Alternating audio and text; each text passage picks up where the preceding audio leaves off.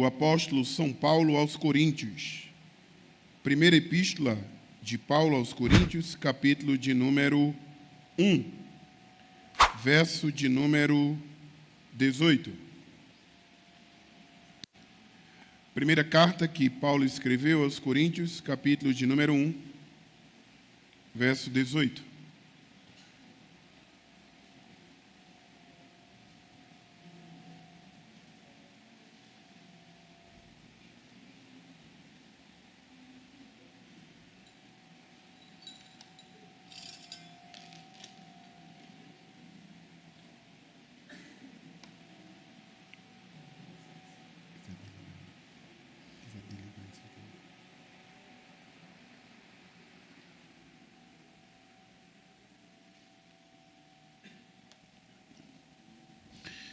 Primeira carta que o apóstolo Paulo escreveu aos Coríntios, capítulo de número 1, verso 18. Vocês acharam, amém?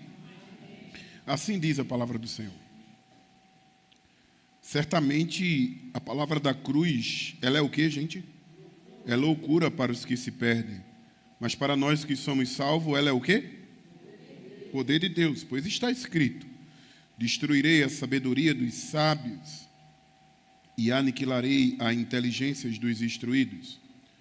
Onde está o sábio? Onde está o escriba? Onde está o inquiridor deste século? Porventura não tornou Deus louca a sabedoria deste mundo, visto como na sabedoria de Deus o mundo não conheceu por sua própria sabedoria? Então aprove a Deus salvar os que crê pelo quê, gente? Pela loucura da pregação. Porque tanto os judeus pedem sinais, como os gregos buscam sabedoria. Mas nós pregamos a Cristo crucificado, escândalo para os judeus, loucura para os gentios. Mas para os que foram chamados, tanto judeus como grego, pregamos a Cristo, poder de Deus, sabedoria de Deus. Porque a loucura de Deus é mais sábia do que a dos homens, e a fraqueza de Deus é mais forte do que a dos homens. Amém, meus irmãos? Curva sua cabeça, vamos ao Senhor em oração. Senhor, graças te damos pelo privilégio de poder ler a tua palavra e também poder estar desejosos e prontos para ouvir a tua voz. Te peço que o Senhor me dê iluminação, clareza, objetividade, que o Senhor traga edificação aos corações do teu povo por meio da tua palavra. Fale conosco, Senhor, nos instrua, nos alimente e também faça com que o teu nome seja glorificado. Também salve, Senhor, pecadores neste local por meio da tua palavra. Traga, Senhor, os teus filhos aos pés da cruz. É o melhor lugar onde devemos estar. Fale conosco, pois essa é a minha oração. Por meio de Cristo, eu te oro e te agradeço. Amém. Meus irmãos, hoje é dia de celebração. Hoje é dia de celebrar o Senhor por mais um ano que Ele concede à nossa igreja. E eu fico muito feliz de estar participando desses momentos há tantos anos aqui na igreja. Já faz 6 anos, e é claro que nem de longe é uma parcela significativa, mas eu fico muito feliz em poder ver os cuidados do Senhor na vida da igreja do Senhor. De fato, diante dessa maioridade, poderíamos aqui descrever as dificuldades que vivenciamos durante todos esses 18 anos. Sim, foram muitas dificuldades. Histórias não são feitas só de vitórias e de triunfos. Histórias também são feitas de dificuldades, de privações e de angústia. Mas diante de tudo isso, eu não tenho dúvida nenhuma de que o nosso Redentor sempre esteve conosco. Sempre o Senhor esteve nos guiando como um bom pastor e nos fazendo caminhar na certeza de que nada nos faltará enquanto estivermos aqui. Dito isso, eu quero refletir com todos vocês nesta noite sobre a cruz de Cristo. Sim, é a cruz de Cristo, é a maior razão de estarmos aqui nesta noite. Você não está aqui nesta noite porque simplesmente, por algum acaso ou por alguma razão, você chegou aqui e nem sabe explicar por que você está aqui. Você não é cristão por uma simples escolha. Você só está aqui nesta noite. Você só pode adorar a Deus nesta noite. Você só pode glorificar a Deus nesta noite. Você só pode tributar ao Senhor honra, glória, louvor e adoração unicamente por causa da cruz de Cristo. A cruz é a maior razão de estarmos aqui. A cruz é a razão da nossa salvação. Sim, a cruz é a finalidade da minha e da sua existência. A cruz é o centro do nosso evangelho. A cruz é o símbolo da nossa vitória. A cruz é o fundamento, é a pedra principal, é o conteúdo principal de toda a pregação da sua igreja. Ouça isso que eu vou dizer aqui nesta noite. Não existe igreja sem cruz. Não existe igreja sem cruz. Eu digo mais, não existe culto sem cruz. Não existe pregação, não existe missões sem cruz. Por que eu estou querendo dizer isso e por que eu quero enfatizar isso? Porque o Calvário, ele não foi um acidente na história, mas o Calvário sempre esteve nos decretos eternos de Deus. Cristo, de fato, veio a este mundo não para dar um espetáculo. O espetáculo fica para a paixão de Cristo em Nova Jerusalém. Não. Jesus não veio a este mundo para dar um espetáculo. Jesus veio aqui neste mundo morrer em meu e em seu lugar. Essa é a razão da morte de Cristo. A morte na cruz sempre esteve na agenda de Cristo. Não foi um acidente, não foi o acaso, não foi... Cristo não veio aqui para tentar alguma coisa e do nada ele disse, bom, quem sabe a cruz? Não. A cruz sempre esteve na agenda do nosso Redentor. Ele, Deus, profetizou várias vezes. No Velho Testamento, Cristo profetizou e falou várias vezes quando ele esteve aqui. Ele morreu, ou melhor, ele não morreu como um mártir. Ele voluntariamente deu a sua vida. Ele é descrito como o Cordeiro de Deus que tira o quê, gente? O pecado do mundo. Ele, segundo João, capítulo 3 e 14, ele é como uma serpente levantada. Ele, segundo João, capítulo 10, verso 11 e o verso 18, ele é o pastor que dá a vida pelas suas ovelhas. Ele, segundo João, capítulo de número 12, do verso 20 ao 25, ele é o grão de trigo que caiu e morreu. Mas ele é o grão de trigo que caiu e morreu e ficou lá apodrecendo. Não, ele é o grão de trigo que caiu, morreu para produzir frutos. E que frutos são esses que veio da sua morte? Eu e você que estamos aqui. Cristo foi para a cruz, não porque os judeus o entregaram por inveja. Cristo não foi para a cruz por causa de uma trama política, porque por alguma razão Herodes ficou com medo de perder o seu reinado. Haja vista que ele era muito politizado naquela época e ele ficou com medo de perder a sua popularidade. Então, por uma questão de política, vamos aniquilar esse Cristo. Não, Cristo não morreu por causa de uma trama política. Cristo também não morreu por causa de uma traição de um dos seus discípulos por causa de míseras pratas.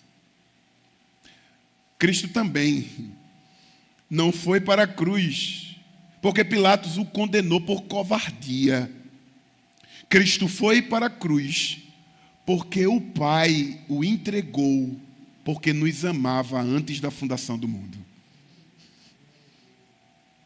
Cristo foi para a cruz. Cristo foi para a cruz porque Ele se entregou a si mesmo por nós. O Calvário é o maior drama da história. E vocês vão ver que o Calvário é o maior paradoxo da história. Por isso que o meu tema nesta noite, e eu já vou dizer que não é a minha pretensão fazer uma exposição desse texto. Eu queria muito fazer uma exposição desse texto, mas eu queria pegar só as expressões loucura. Porque, de fato, para uma mente humana, para uma cabeça de barro, é uma loucura o que Cristo fez. E o que Cristo fez ali na cruz do Calvário. Sim, o Calvário é o maior drama da história. O Calvário é o palco da justiça de Deus.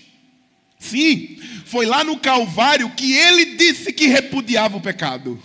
Foi lá no Calvário que Ele disse que odiava o pecado. Foi lá no Calvário que a descrição de Abacuque tem todo sentido, que ele diz que Deus é tão puro de olhos e que não pode contemplar a maldade. Sim, foi lá no Calvário que Ele foi exaltado como santo, santo e santo. Foi lá no Calvário que Ele disse que não compactua, que Ele não tem comunhão, que Ele não se relaciona com o pecado. Foi lá no Calvário que fica muito evidente o palco da justiça, o seu consumado repúdio ao pecado e também, veja que paradoxo, veja que coisa interessante, foi lá no Calvário o palco da justiça, mas também foi lá no Calvário o palco do infinito amor de Deus por pecadores. Que coisa, né? A mesma coisa de que Ele é justo, mas Ele nos ama. A mesma coisa de que Ele é santo, mas Ele é infinitamente misericordioso. Ou, parafraseando o apóstolo Paulo, Ele é rico em misericórdia. Ou como diz o profeta Jeremias, as misericórdias do Senhor são a causa de não sermos consumidos. Ela não tem fim, se renovam a cada manhã. Grande é a sua fidelidade. Então as misericórdias do Senhor, elas são sobre as nossas vidas, não por causa do que nós somos, mas por aquilo que Ele é. Ele é justo e amoroso ao mesmo tempo. Foi lá na cruz que Cristo não poupou o seu Filho para nos salvar. A cruz, segundo os puritanos, é o nosso êxodo e a nossa libertação. Agora, você tem ideia do que é morrer numa cruz? Você já teve curiosidade de pesquisar como é uma pessoa crucificada numa cruz? Porque eu penso que a gente acha a coisa tão bonita, né? Às vezes vai chegando perto da chamada Semana Santa e a gente vê as pessoas, né, carregando uma madeira e a gente diz, que coisa bonita. Você tem a mínima ideia do que é uma morte de cruz? Deixa eu dar aqui uma breve explicação. A cruz, ou a morte de cruz, era um método tão cruel, tão humilhante e tão doloroso. E se não bastasse, os romanos aperfeiçoaram esse tipo de morte. É o que dizem os historiadores. E eles aperfeiçoaram para quê? Para punir os escravos, os rebeldes e aqueles que não eram cidadãos romanos. Como era essa morte de cruz? Então, antes do indivíduo ser pendurado numa cruz, como é que era, permita-me eu usar essa expressão aqui, como é que era a via dolorosa desse indivíduo? Então, primeiro, ele passava por um processo de açoitamento. Ele era açoitado. Antes dele ir para a cruz, antes dele ser condenado, antes dele ser despido, e ele, antes de acontecer tudo isso, ele era flagelado com chicotes. E não era qualquer tipo de chicote.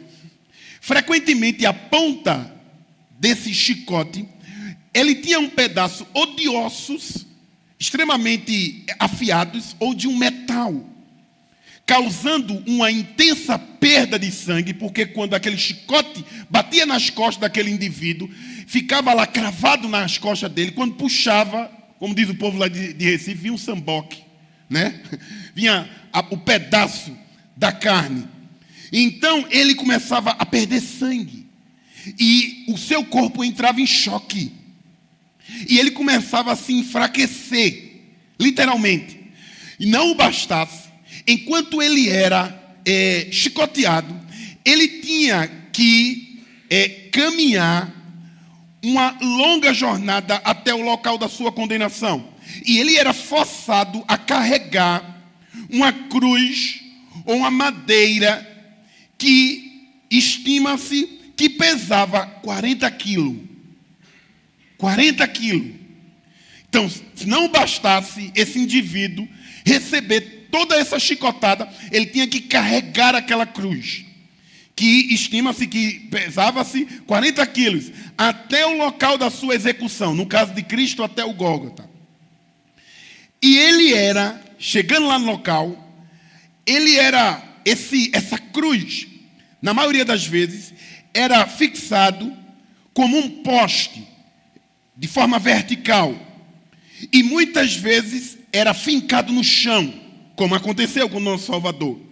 Então, o condenado, ele era colocado ali em cima e ele era esticado, gente. Diz a história que quando estica um indivíduo que está pregado numa cruz, todos os seus ossos começam a se quebrar. Começam a se quebrar, todas as suas juntas. E ele era esticado.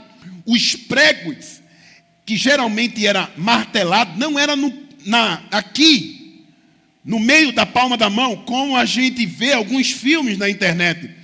Mas diz a história que esses pregos eram colocados no pulso, aonde fica o que muitos chamam de nervo mediano.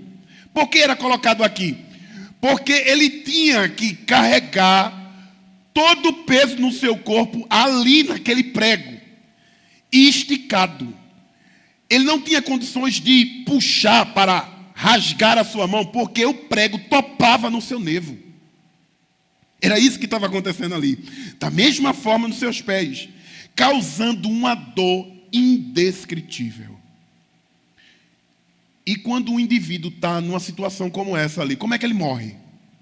Então, de acordo com a história, é uma morte, escute, lenta e agonizante. Lenta e agonizante. Era extremamente lenta. Ele ficava ali muitos dias. E a causa principal da morte de uma pessoa crucificada era a asfixia. Ou seja, na cruz, esse corpo pendurado, dificultando a sua inspiração. Para respirar fundo, a vítima precisava se impulsionar usando os seus pés pregado e puxando todo o pulso. Então ele tinha que se esticar e ele tinha que fazer assim para que de alguma forma ele pudesse estar respirando. Agora calcule isso.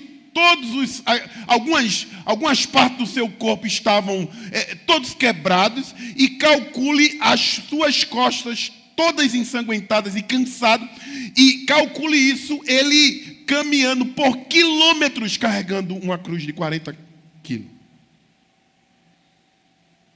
Com o esgotamento da força muscular devido à dor e a falta de fôlego, essa vítima não conseguia mais se levantar e nem de respirar. Então o resultado era o quê? A morte. No caso de Jesus, a morte de Cristo foi relativamente rápida. Conta alguns historiadores que Cristo morreu cerca de 3 a 6 horas. Mas na maioria das vezes não era assim. É muito interessante porque quando foram colocar a lança, né, para começar a matar os outros que estavam ali do lado de Cristo, quando foram fazer aquilo com Cristo, perceberam, aliás, quando foram quebrar, né, os seus joelhos, suas pernas, percebeu que ele já tinha morrido. E por que tinham que quebrar? Para ele morrer rápido, porque quebrando, ele não ia ter mais força para respirar. Então, quebrando, ele iria morrer rapidamente. O que está aqui diante de nós é o escândalo da cruz. Como pode um rei, porque não é essa a descrição de Cristo? Um rei. Cristo é o rei dos reis e o que mais? Senhor dos senhores. Como pode um rei, um salvador, um Messias prometido morrer dessa forma? Aqui está o escândalo da cruz. Aqui é onde a igreja de Coríntios não consegue entender. Por isso que Pedro, quando ele confessou quem era Cristo, tu és o Cristo, o Filho de Deus vivo, ele disse: que coisa boa. Agora, por causa dessa confissão, eu vou morrer, eu vou ser crucificado, mas eu vou ressuscitar o terceiro dia. E Pedro disse: não, o Senhor não pode morrer. O Senhor tem que ser um rei triunfante. O Senhor não pode morrer como um criminoso. O Senhor não pode sofrer tanto. A gente esperou tanto o Messias. A gente tinha uma ansiedade, uma expectativa tão grande desse Messias. O Senhor não pode morrer dessa forma. Quem tem que morrer dessa forma é Barrabás. Quem tem que morrer dessa forma é aquele ladrão que estava do lado direito e do lado esquerdo. Mas o Senhor não. O Senhor é o nosso rei. O Senhor é o nosso salvador. Era uma loucura para Pedro. Nós queremos um rei que coloque medo nas pessoas. Talvez Pedro pensasse: não, Cristo, que morre na cruz de uma forma tão humilhante. Qual é a glória que tem nisso? Qual a exultação nesta morte? Isso é loucura. Por isso que os coríntios não entendiam a mensagem da cruz. Não entendia. Por isso que Paulo vai pegar a mensagem da cruz aqui, especificamente para denunciar o falso ensino que tinha lá. Porque para Paulo, a única coisa que poderia reformar, mudar, trazer uma limpeza total naquela igreja de Coríntios ali, era a mensagem da cruz. Paulo denuncia o falso ensino pela mensagem da cruz. Paulo denuncia o falso culto pela mensagem da cruz. Paulo vai denunciar os falsos líderes daquela época pela mensagem da cruz. Paulo sabe que só é possível se a mensagem da cruz for o centro. Esse texto mostrará a verdadeira igreja de Cristo. E como diz Paulo em uma das suas cartas, não só a verdadeira igreja, mas essa mensagem vai mostrar quem são os verdadeiros inimigos da cruz de Cristo. Esse texto nos lembra que o púlpito não pode ser preenchido com ideias humanas, mas com a loucura da pregação da cruz de Cristo. Paulo vai dizer isso aqui para essa igreja porque foi ele que fundou essa igreja. E depois que essa igreja foi atacada pelos falsos mestres, ele escreve para levar esses irmãos de volta ao evangelho da cruz. Paulo disse: eu tomei uma decisão. Porque eu estou aqui nessa igreja, e é muito interessante porque eu estou aqui no meio desse rebanho, segundo Paulo. Eu estou aqui no meio desse rebanho, e aqui, vocês aqui têm muito desejo, né? Porque tem uma ala aqui nessa igreja aqui que só quer sinal. Tem uma ala aqui nessa igreja aqui que só quer um pouquinho de fogo. Um pouquinho de foguinho. É a ala que pede sinal. É a ala mais mística. Esses eram os judeus. Os judeus sempre pediram sinal. É muito interessante, né? A todo momento os judeus pedem sinal. Paulo aqui está aqui e ele diz assim: olha, eu sei que tem aí no meio de vocês alguns que querem sinais, alguns que querem milagres, alguns que querem uma coisa mais mística. Agora também tem aí no lado da igreja o povo que gosta de filosofia, esse povo muito culto. Esse povo que tem uma concepção cultural muito avantajada. Esse povo que fala difícil e que a gente não entende nada demais. Menino, fala bonito demais, mas não entendi nada. Esse povo da área da filosofia, Paulo disse: eu não decidi saber nada e pregar nada no meio de vocês, a não ser Cristo e esse crucificado. Pode ser escândalo para um de vocês e pode ser loucura para outros de vocês, mas para mim é poder de Deus para a salvação de todo aquele que nele crê.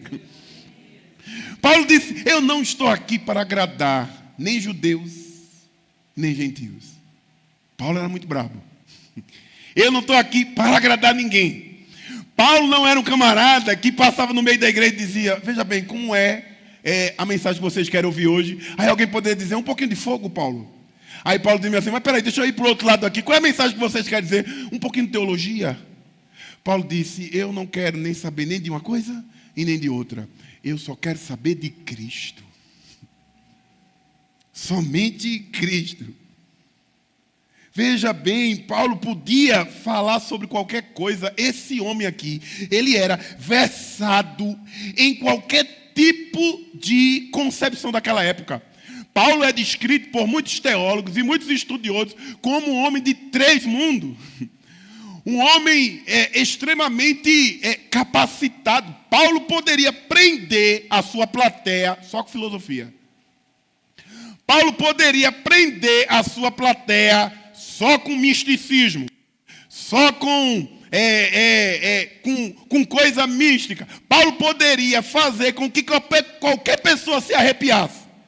Paulo não queria saber nem de uma coisa nem de outra. Paulo disse, vocês vão ser governados, vocês vão ser guiados, vocês vão ser conduzidos unicamente e exclusivamente pela pregação da cruz de Cristo.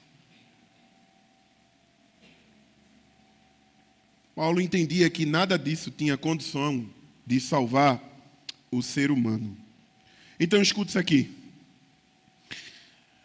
Paulo, se ele tivesse no século 21, ele condenaria algumas canções. Você já ouviu uma música dizendo assim, o melhor de Deus ainda está o quê? Já ouviram essa música? Se Paulo tivesse aqui, Paulo dizia assim, como o melhor de Deus ainda está por vir? Como?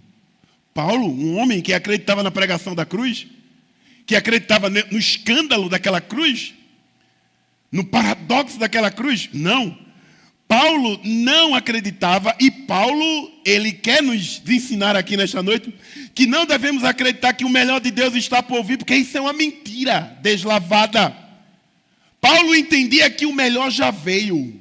Quem é o melhor? Jesus. O melhor já veio.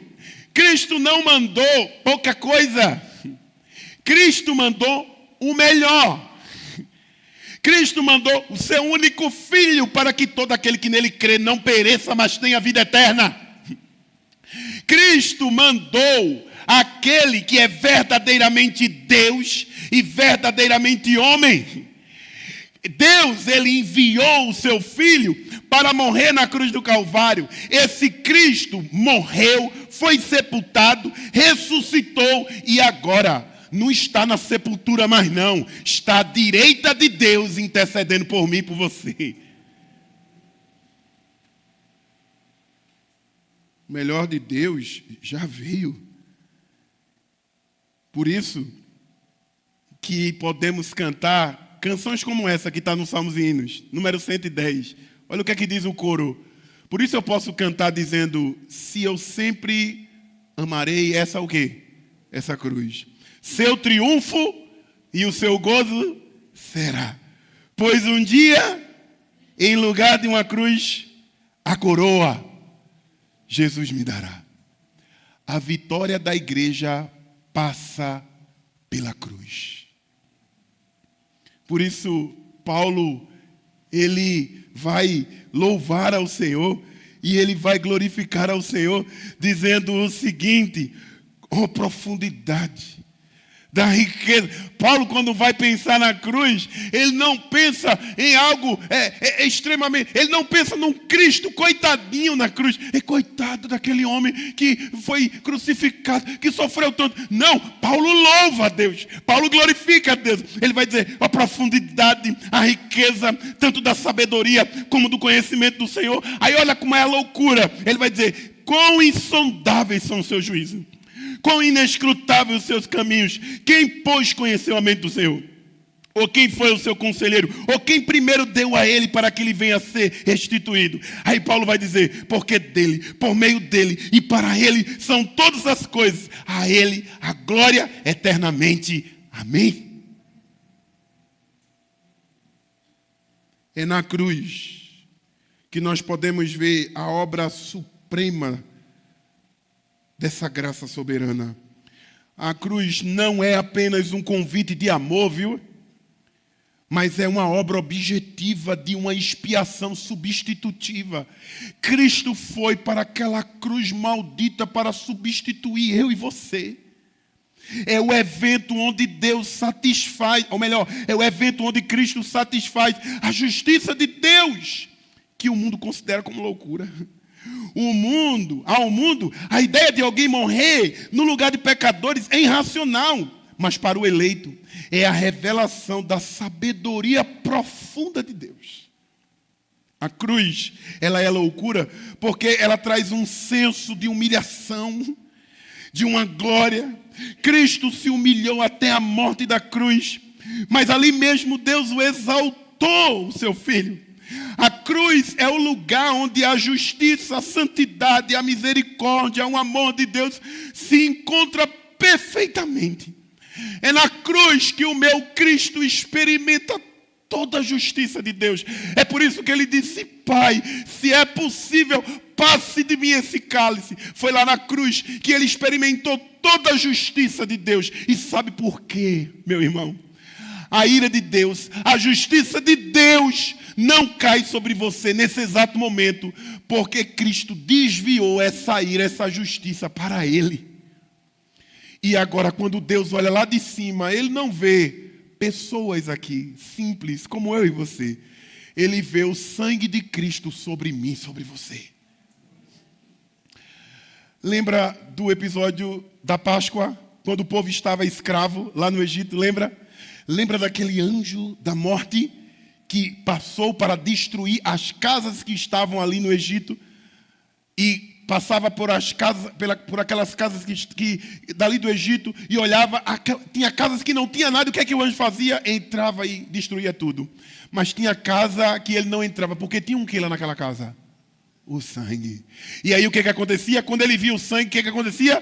Passava. E esse não é o significado da palavra Páscoa? Qual é o significado da palavra Páscoa? Passagem, passar por cima, livramento. Sabe por quê? Quando Deus olha lá do céu, e ele é tão santo, tão santo. Sabe por que Deus recebe o teu culto nesta noite? Sabe por que você pode chegar em casa, dobrar os seus joelhos e suplicar e ter a certeza que Deus lhe ouve? Porque Cristo desviou a ira de Deus que cairia sobre mim e você, caiu sobre ele. Por isso, a salvação não é uma obra humana. A salvação é uma obra exclusiva de Cristo. Bendito seja o nome do nosso Salvador.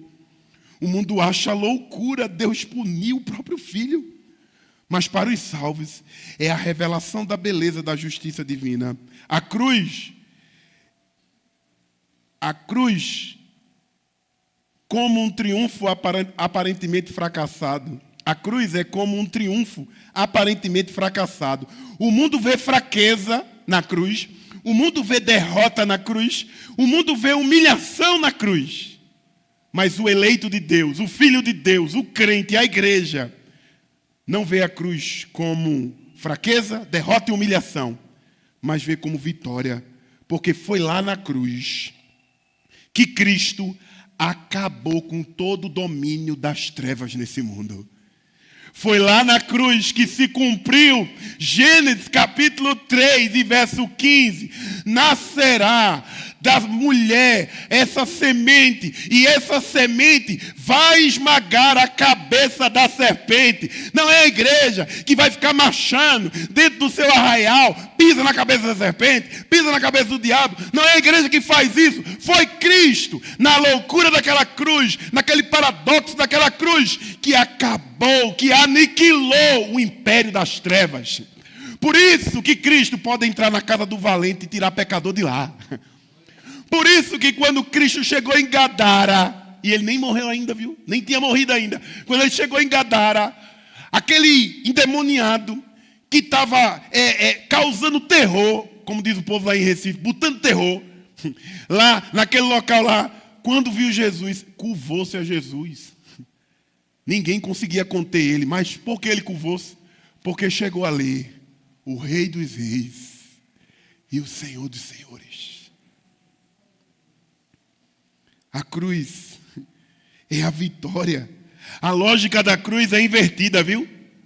Não tente fazer uma matemática lógica da cruz, porque não vai dar certo. Não tente colocar uma prova de raciocínio lógico na cruz, que não vai dar certo, não, vai dar errado. Porque a lógica da cruz, ela é invertida.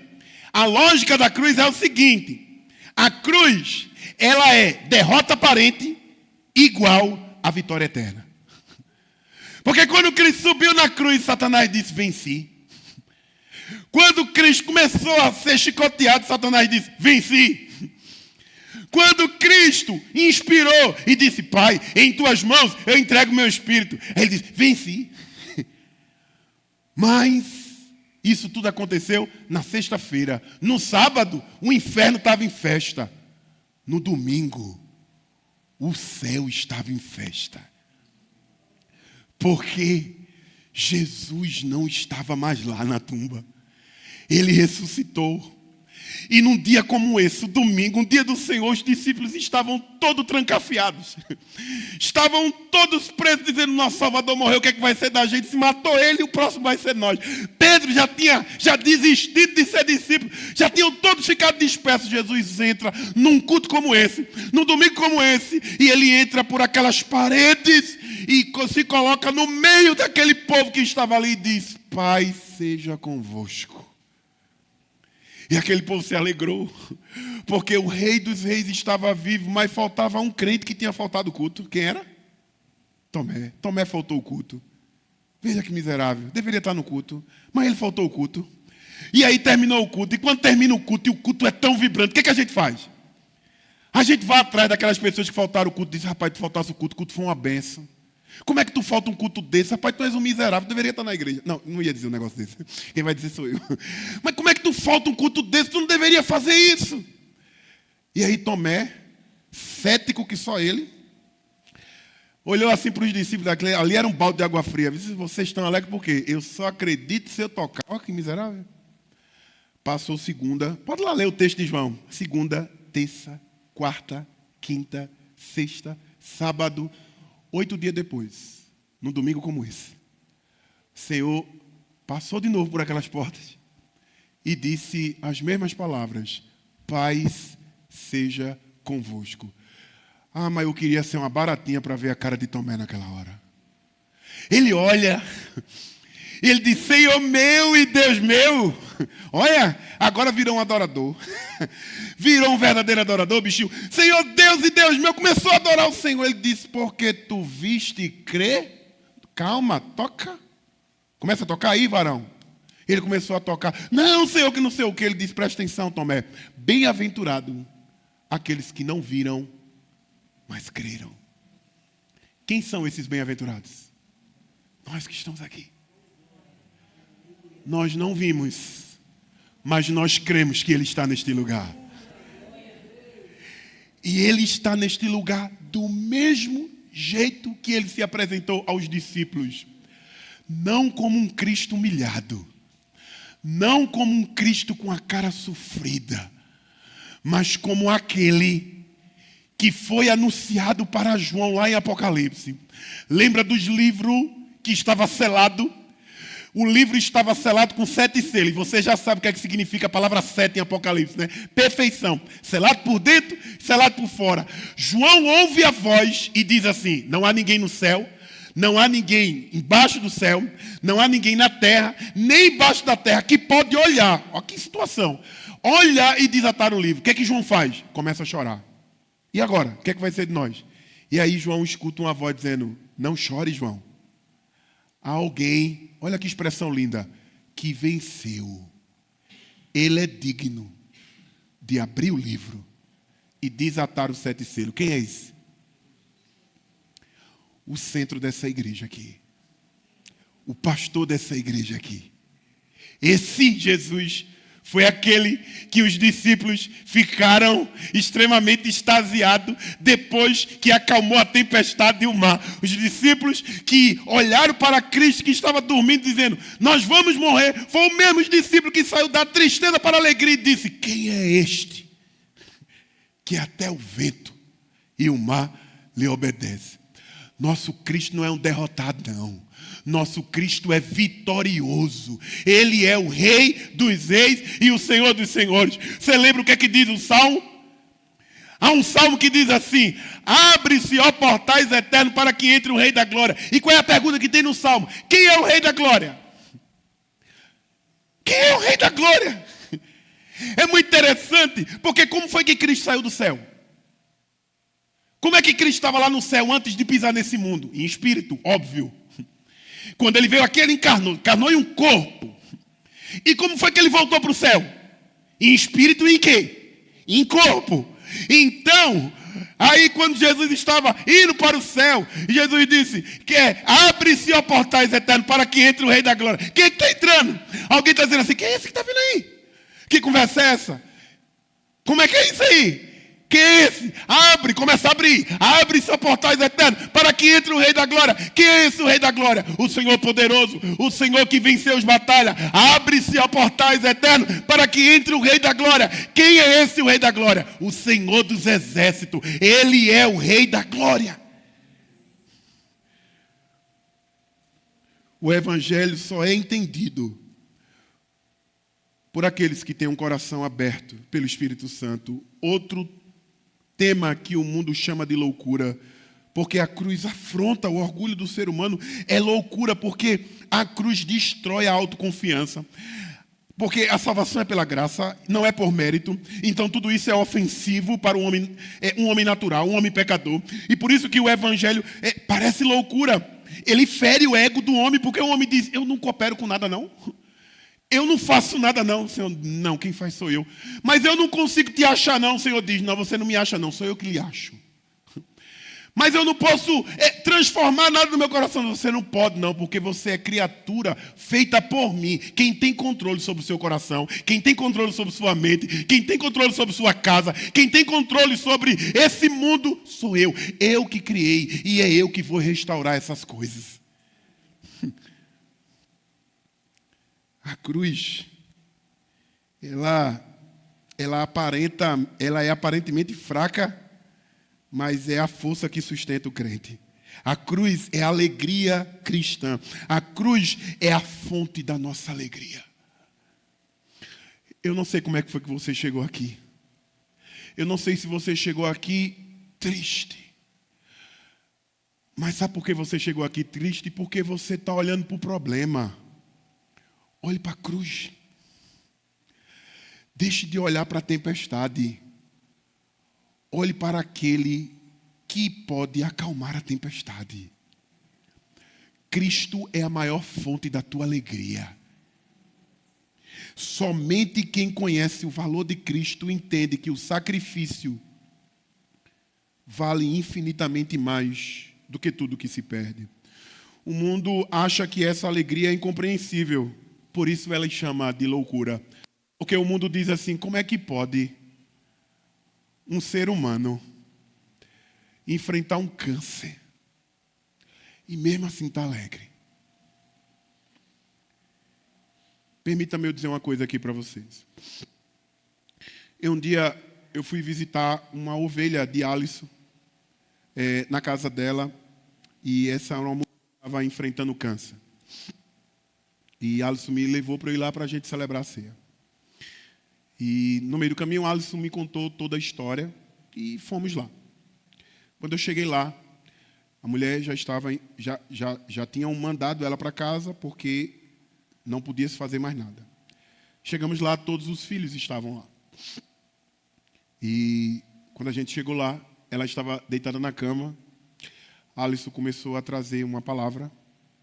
Quando o Alisson terminou de trazer uma palavra, antes de eu celebrar a ceia, juntamente com todo aquele povo que estava ali, aquela mulher começou a falar da alegria que ela tinha de servir ao Senhor, com câncer e na beira da morte. Como é que uma pessoa, numa situação daquela, consegue sentir alegria?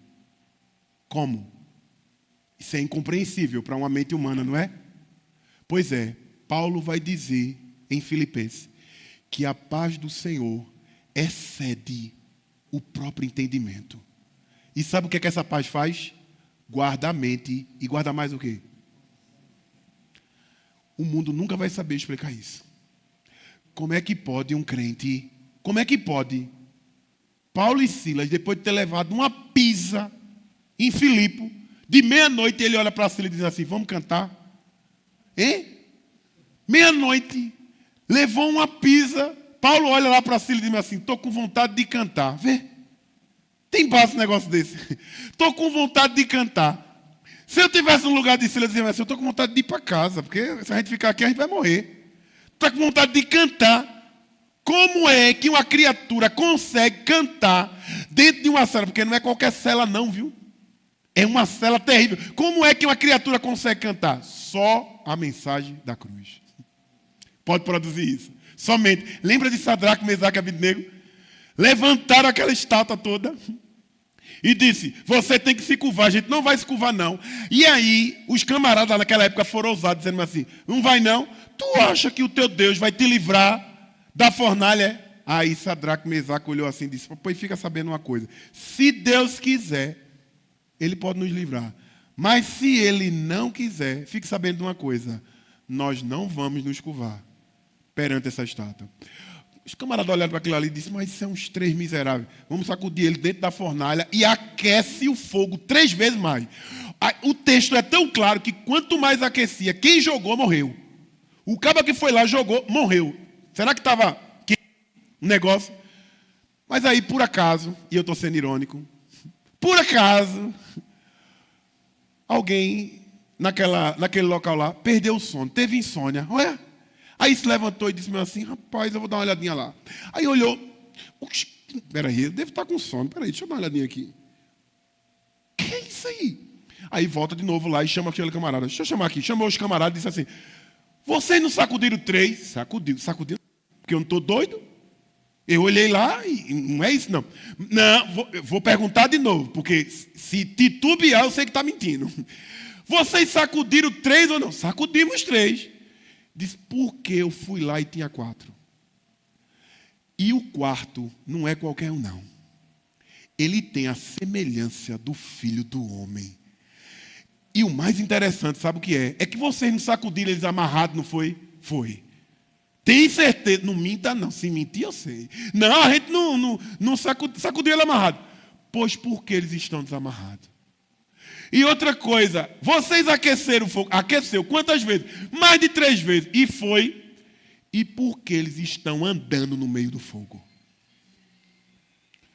Por quê? Por que isso aconteceu? Porque Cristo estava com eles. Esse culto vai terminar, viu? A nossa reunião vai terminar, mas o nosso culto não termina, né? Nossa reunião vai terminar. Quando você voltar para casa, adivinha quem vai com você? Quando você se acordar para estar amanhã no trabalho, adivinha quem vai estar lá? Quando você seguir para a sua faculdade, adivinha quem vai estar lá? Por que eu estou dizendo isso? Porque isso é uma promessa irrevogável. O Senhor disse, eu estarei com vocês todos os dias. Até a consumação do século. Deixa eu terminar. Eu tinha mais coisas aqui para dizer, mas aí eu vou começar a correr aqui e aqui eu vou terminar, fazendo algumas aplicações. O que é que esse texto nos ensina? Esse texto nos ensina que a cruz, ela destrói toda a autoconfiança. A cruz, ela nos leva para ter uma vida de adoração a Deus. A cruz, ela nos santifica. Um puritano, certa feita, disse que a cruz é a escola da santidade. Mas também a cruz, ela nos chama a atenção para o conteúdo da pregação. A cruz é o centro da mensagem cristã. Pregadores devem retratar Cristo crucificado, não o evangelho de autoajuda. A cruz garante que Deus transforma a derrota em vitória. A igreja não deve nunca tentar pregar o que ela quer.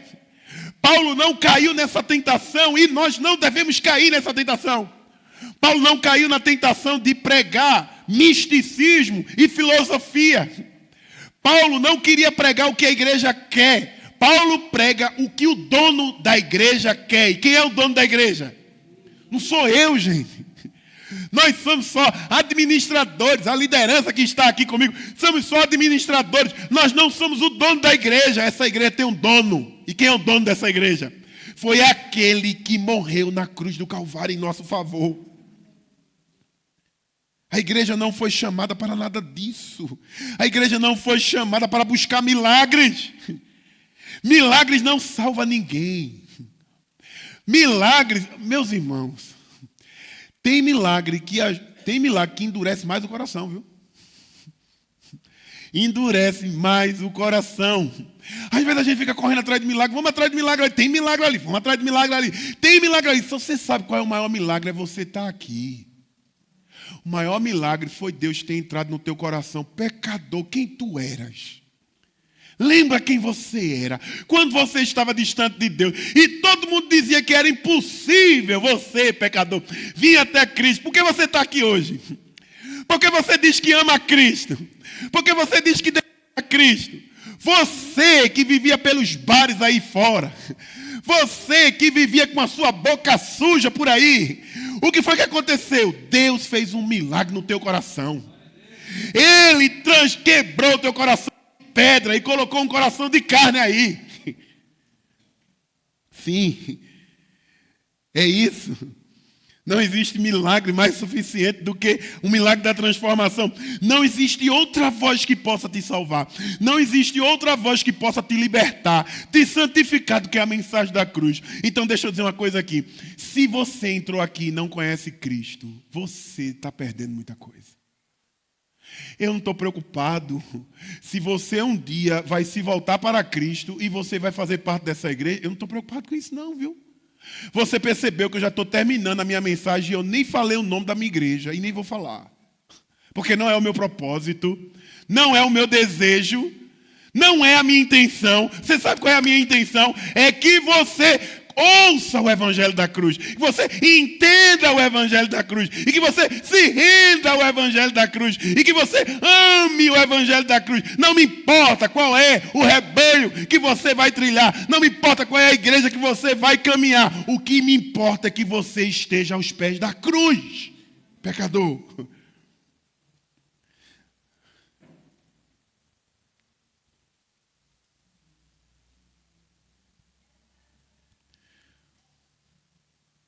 Ainda que um anjo desça do céu e pregue outro evangelho que não seja outro, que seja maldito. Eu estava ouvindo hoje à tarde uma canção e eu quero terminar com ela. Eu gosto muito de cantar, mas eu não vou cantar porque daqui a pouco a gente vai cantar mais.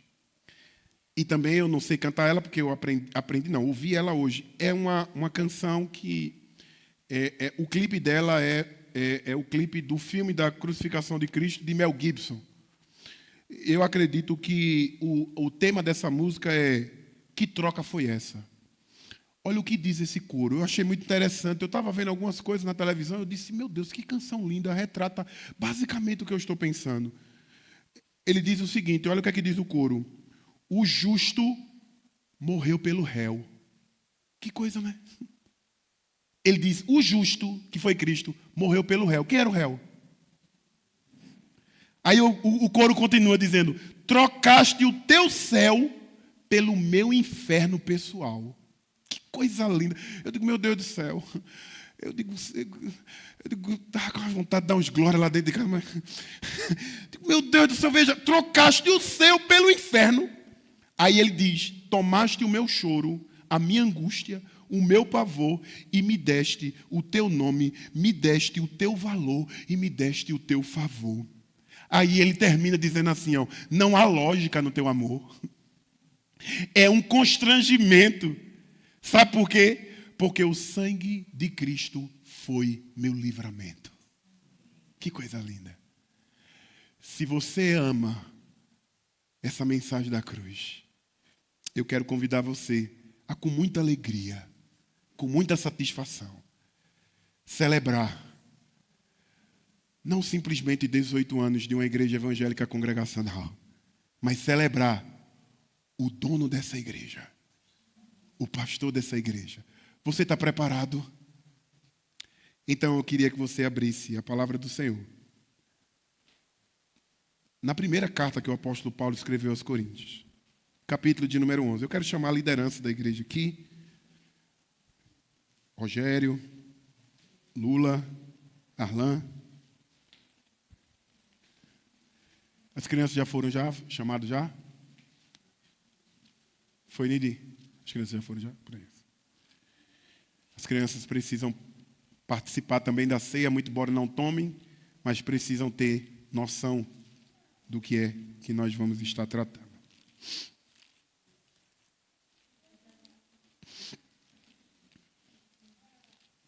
Primeira carta que o apóstolo Paulo escreveu aos Coríntios, capítulo de número 11, verso 23. Capítulo 11, verso 23.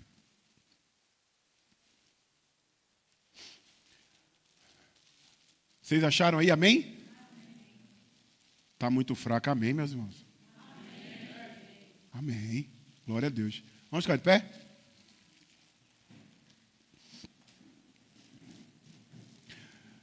Verso de número 23 do capítulo 11 da primeira carta aos Coríntios. Porque eu recebi do Senhor o que também vos o que aí, gente? Porque o Senhor Jesus, na noite que foi o quê? Ele tomou o quê? E tendo dado o quê?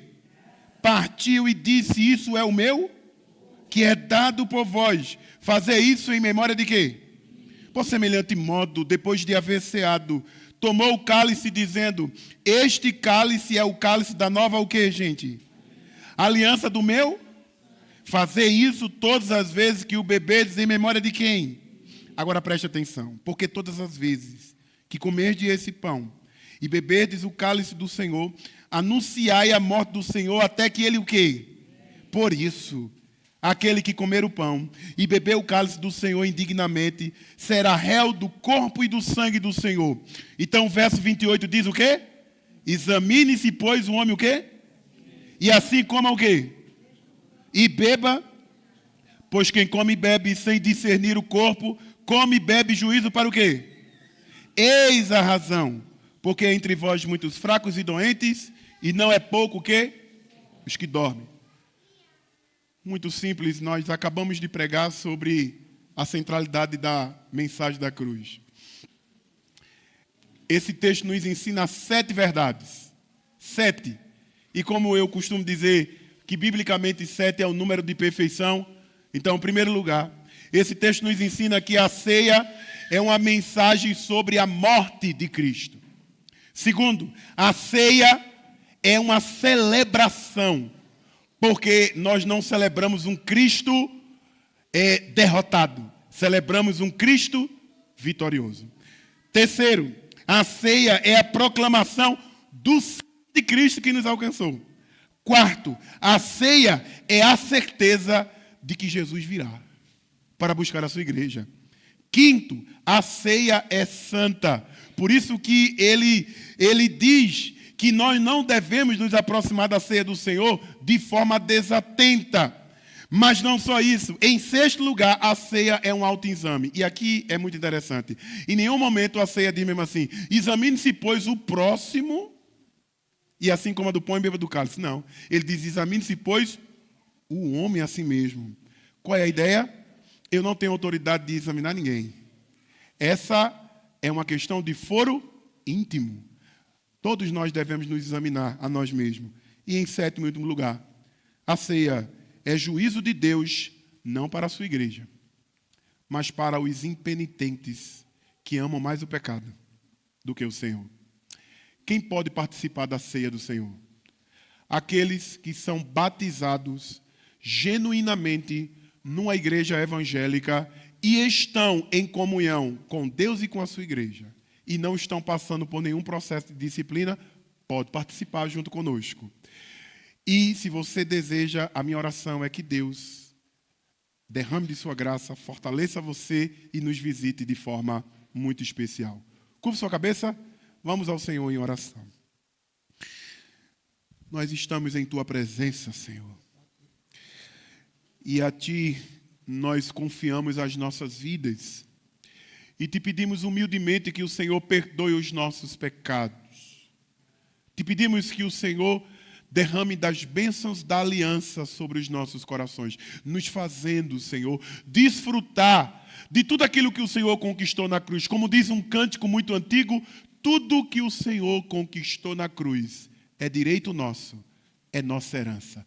Todas as bênçãos de Deus por nós tomamos posse, é nossa herança. Sim, nesse momento nós estamos pensando na tua morte substitutiva na cruz do Calvário e queremos que o Senhor soberanamente nos visite com as bênçãos conquistadas na cruz do Calvário. Nós somos herdeiros do Senhor e nós podemos tomar posse, Senhor, de toda essa conquista que o Senhor conseguiu na cruz do Calvário. Mas também, se por alguma razão há alguém no nosso meio que são penitentes e que amam mais o pecado do que ao Senhor, que o Senhor não deixe eles lançarem mão, Senhor, desses elementos, mas que eles confessem os seus pecados e abandonem. Mas se mesmo Senhor, esses impenitentes desejam, Senhor, se aproximar da ceia do Senhor, que o Senhor também derrame da tua justiça, do qual foi derramada naquela cruz do Calvário. Fica conosco. Nós consagramos esses elementos do uso comum para o uso espiritual. E essa é a nossa oração. Por Cristo, por meio de Cristo e para Cristo, eu te oro e te agradeço.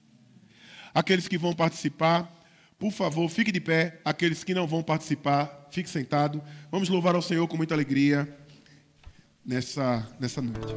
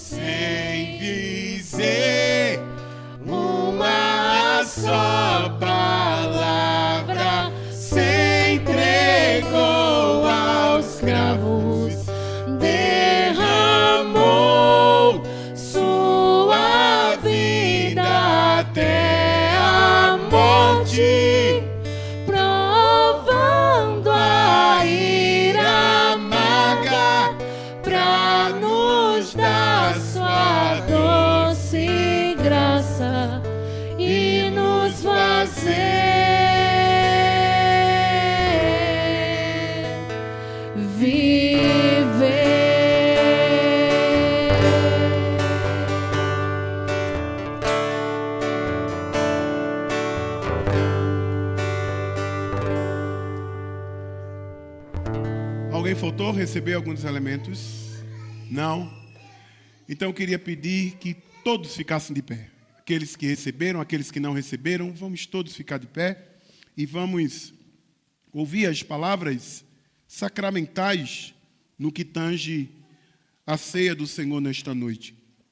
Porque eu recebi do Senhor o que também vos entreguei, que o Senhor Jesus, na noite que ele foi traído, ele tomou o pão e, tendo dado graça, ele o partiu e disse: este é o meu corpo que é dado por vós. Fazei isso todas as vezes em memória de mim. O corpo do nosso Senhor e Salvador Jesus Cristo, que foi rasgado na cruz do Calvário por causa dos meus e dos seus pecados, que ele, por meio deste elemento, conserve nesta noite tanto o nosso corpo como a nossa alma para toda a vida eterna. Participemos todos com muita alegria do corpo do Senhor.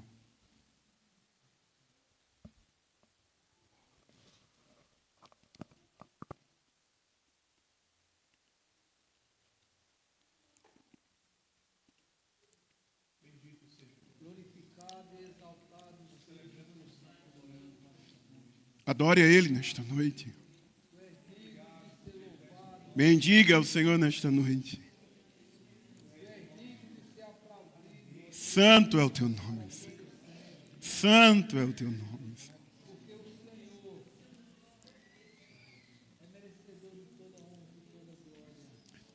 Por semelhante modo, depois de haver ceado, ele tomou o cálice, dizendo: este é o cálice da nova aliança do meu sangue. Fazei isso todas as vezes que o beberdes em memória de mim. O sangue do nosso Senhor e Salvador Jesus Cristo, que verteu na cruz do Calvário por causa dos meus e dos teus pecados, que ele, por meio deste símbolo, nesta noite, conserve tanto o nosso corpo como a nossa alma para toda a vida eterna.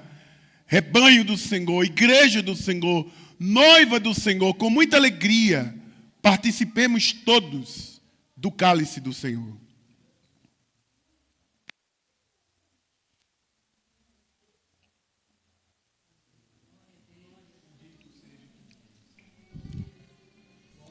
Aleluia. Aleluia. Aleluia. Santo, santo, santo é o teu nome. Bendito seja o teu nome. Receba a nossa adoração, Senhor. Ricas e maravilhosas são as promessas de Deus. São promessas que se cumprem em qualquer dos servos seus. Porém sempre em minha vida nenhuma promessa falhou. Cada uma ao seu tempo o Senhor realizou. Quem tem o quê? Diga. Quem tem promessas de Deus não pode desanimar. Ele foi, Ele é fiel. E para sempre será. Enquanto eu viver no mundo, no Senhor esperarei. E as promessas que tenho nem por milhões trocarei. Quando Satanás no Éden uma serpente usou para induzir o homem Adão se tornar um pecador. Deus ali uma promessa de amor ao mundo faz.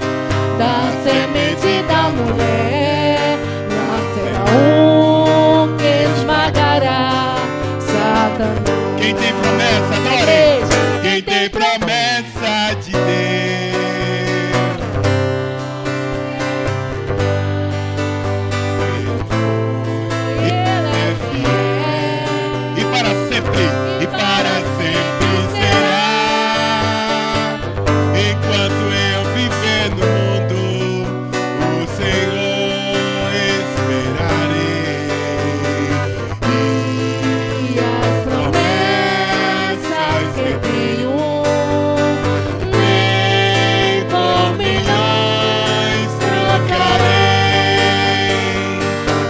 promete estar conosco em qualquer lugar que for.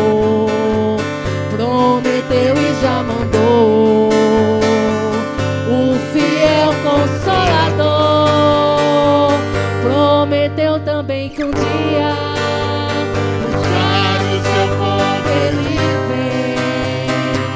Para mim essa promessa é a maior que o crente tem. Quem tem promessas de Deus não pode desanimar. Ele foi, ele é fiel e para sempre será. Enquanto eu viver no mundo, no Senhor esperarei. E as promessas que tenho nem por milhões trocarei. Mais uma vez, quem tem promessas de Deus não pode desanimar. Ele foi, ele é fiel. E para sempre será. Enquanto eu viver no mundo, no Senhor esperarei. E as promessas que tenho Nem por milhões trocarei. Aleluia! Bendito seja o teu nome, Senhor. Bendito seja o teu nome, Senhor. Santo, santo, santo é o teu nome, Senhor.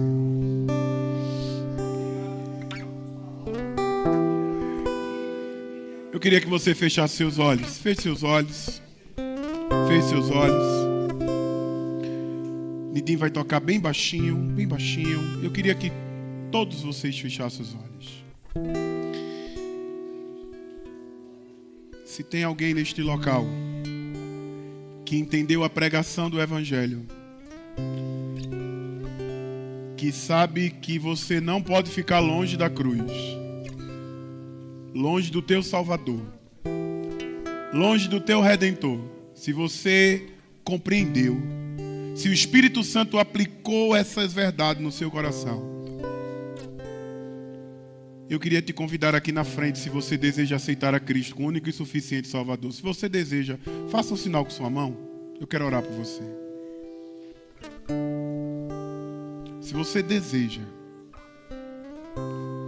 deseja o caminho da cruz, se você deseja estar aos pés do teu Redentor,